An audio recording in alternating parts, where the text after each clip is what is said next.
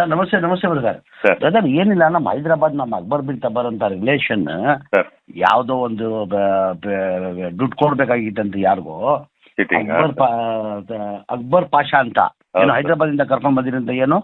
ಹೌದು ಸರ್, ಅದೊಂದು cheating case ಆಗಿದೆ ಸರ್, ಇಲ್ಲಿ ಫೈರ್ ಆಗಿದೆ. ಹಾಂ ಹಾಂ ಹಾಂ ಅವ್ರು- ತಗೊಂಡಿರೋದು ನಿಜ. ಅವ್ನು ಹೇಳ್ತಾರದು ನಂಗೆ ತಗೊಂಡಿಲ್ಲ ಅವರು. ಹಾಂ ಸರ್. ಒಂಚೂರು ಸಹಾಯ ಮಾಡಿ ಬ್ರದರ್, ನಾನು ಭಾಳ ಬೇಕಾಗಿರೋರು. ಸರಿ ಸರ್, ಸರಿ ಸರ್. ಏನು ಮಾಡೋಕ್ಕೆ ಸಾಧ್ಯತೆ?